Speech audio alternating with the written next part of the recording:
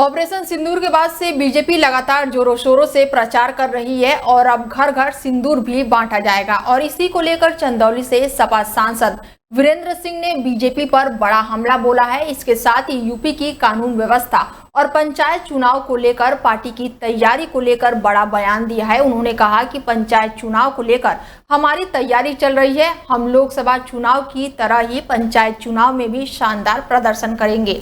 इसके अलावा क्या कुछ कहा है उन्होंने, आइए आपको सुनवाते हैं।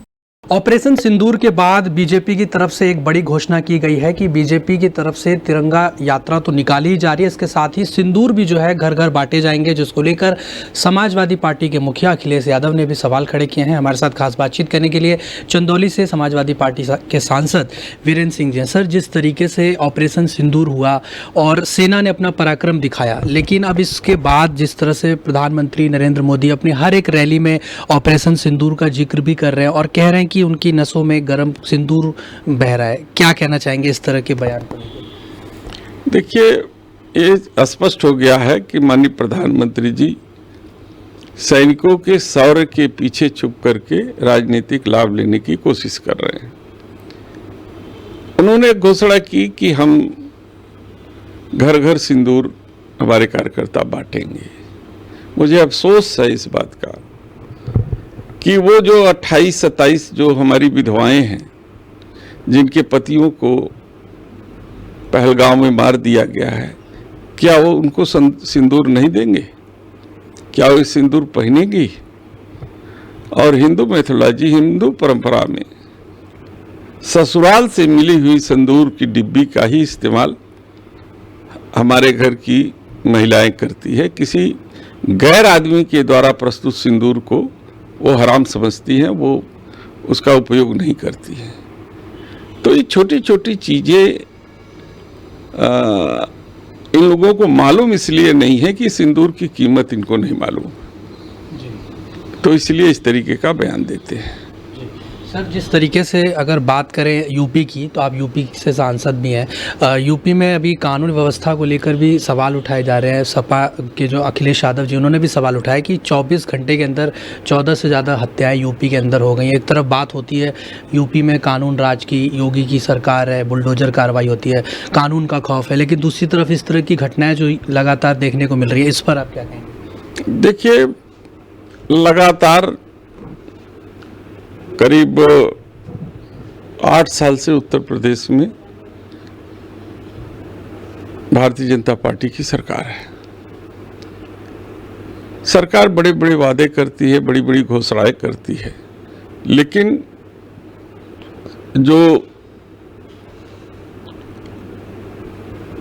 नेशनल क्राइम रिपोर्ट है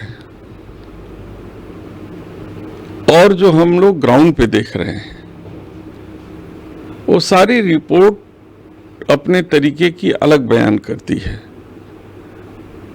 कि कानून के राज का दुहाई देने वाले सरकार और उसमें कानून की धज्जियां कैसे उड़ रही हैं, ये आए दिन आपको दिखाई देगा।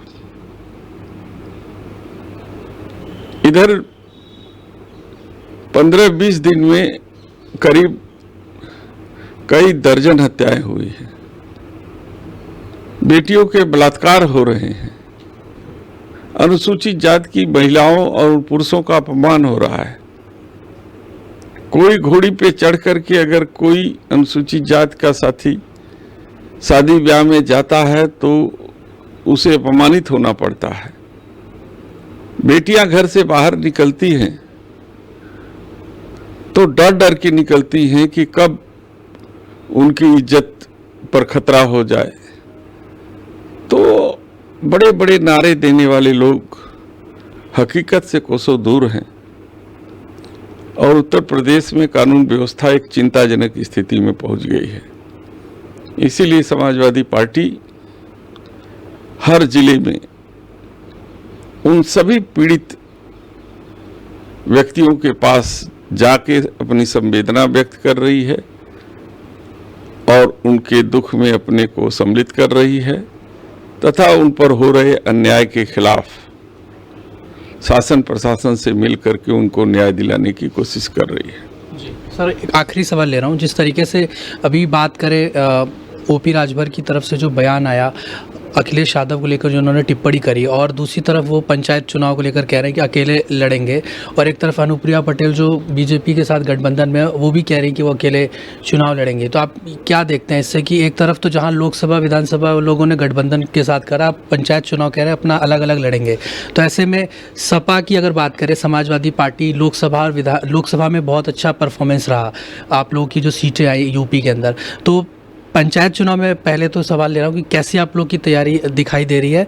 और दूसरा ये कि क्या आपको लगता है कि बीजेपी के अंदर या एनडीए के अंदर टूट दिखाई दे रही है, जिस तरह से ओपी राजभर और अनुप्रिया पटेल के जो हाल फिलहाल के बयान देखने को मिल रहे हैं? देखिए, जहाँ तक एनडीए का सवाल है, अंदर अंदर बिखराव तो है, चाहे वो अनुप्रिया पटेल जी हो, चाहे वो प्रकाश राजभर जी हो, उनको हकीकत पता है। आज उत्तर प्रदेश की विधानसभा में ओम प्रकाश राजभर जी कैसे पहुंचे हैं, किस पार्टी के सपोर्ट से पहुंचे हैं, इसका भी आभास उनको है। भारतीय जनता पार्टी के टिकट पे मऊ का चुनाव लड़ करके उन्होंने अपना हश्र देख भी लिया है, तो उनको सारी चीजों का एहसास है, और समय बताएगा कि ओम प्रकाश राजभर जी कहाँ हैं, किस जगह हैं, और वो अपने तरीके से एनडीए में बने हुए हैं।